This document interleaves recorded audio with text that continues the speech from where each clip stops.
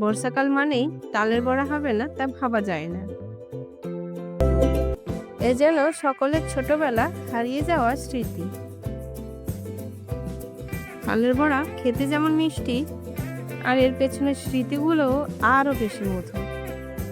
সেই মায়ের আঁচলে লুকিয়ে থাকা আর বড়া ঠান্ডা হওয়ার অপেক্ষা না পড়ে চুপটি করে একটা তুলে নেওয়া। হ্যাঁ বন্ধুরা, আপনারা ঠিকই ধরেছেন। আজকে আমি বানাতে চলেছি তালের বড়া। আমি বড়াটা বানাবো একটু অন্যভাবে, তবে খেতে খুব ভালো হবে। ভেতরটাও যেমন নরম, বাইরেটাও তেমন মুচমুচে।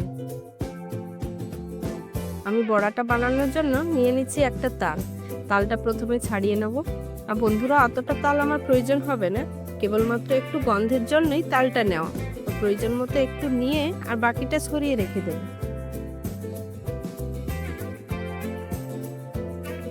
এবার একটা গ্রেটারের সাহায্যে কষে আমি আমার প্রয়োজন মতো তালটা নিয়ে নিচ্ছি।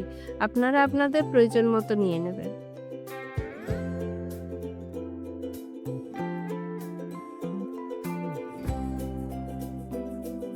দেখুন বন্ধুরা, আমার যতটুকু প্রয়োজন আমি ততটুকু বের করে নিয়েছি।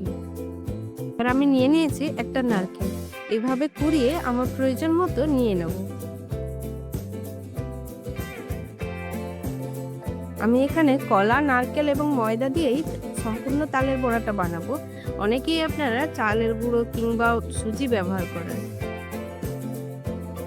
কিন্তু কলা ময়দা দিয়ে করলে বড়াটা ভেতর থেকেও যেমন নরম হয়, বাইরেটাও মুচমুচে হয়, আর মিষ্টিরও প্রয়োজন কম হয়। আমি এখানে নিয়ে নিচ্ছি 4টে কাঁঠালি কলা, আর প্রয়োজন মতো চিনি দিয়ে ভালো করে ম্যাশ করে নিতে হবে। এবার এর মধ্যে দিয়ে দেব নারকেল।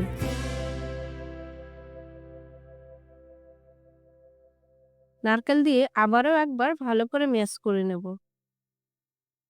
এবার মিশিয়ে দিচ্ছি তাল। এবার দিয়ে দিচ্ছি 1 কাপ ময়দা। এবার সমস্ত উপকরণ খুব ভালো করে ধৈর্য ধরে মিশিয়ে নিতে হবে।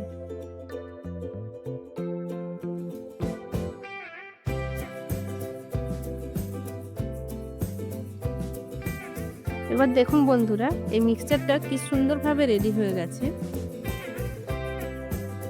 এবার আমি গ্যাসটা জ্বালিয়ে বসিয়ে দিচ্ছি একটা কড়াই।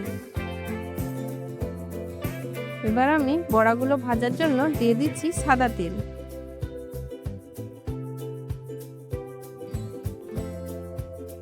এবার তেলটা সামান্য গরম হয়ে গেছে, এর মধ্যে বড়াগুলো এক এক করে দিয়ে দিচ্ছি। বন্ধুরা, বড়াগুলো কিন্তু লো টু মিডিয়াম ফ্লেমে ভাজতে হবে। এতে করে বড়াগুলোর ভেতরটাও যেমন নরম হবে, বাইরেটাও মুচমুচে হবে।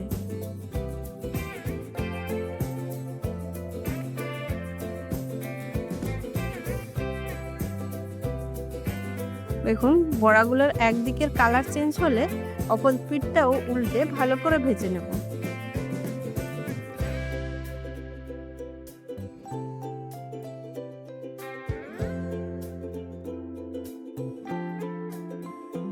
দেখুন বন্ধুরা, বড়াগুলোর কালারটাও কি সুন্দর চলে এসেছে, আর বড়াগুলোও হয়ে গেছে। এবার আমি এগুলোকে একটা পাত্রে তুলে নেব। বাকি বড়াগুলো আমি একইভাবে ভেজে নেব।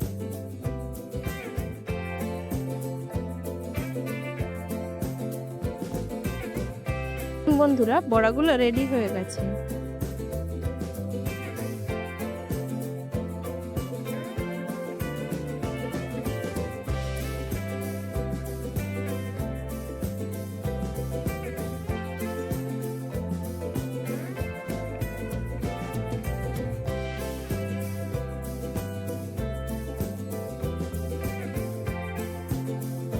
এতক্ষণ সঙ্গে থাকার জন্য অনেক ধন্যবাদ।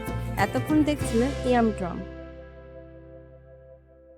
আজকে এই পর্যন্ত। সবাই সুস্থ থাকুন, ভালো থাকুন। রেসিপিটি যদি ভালো লেগে থাকে লাইক, কমেন্ট এবং সাবস্ক্রাইব করতে ভুলবেন না।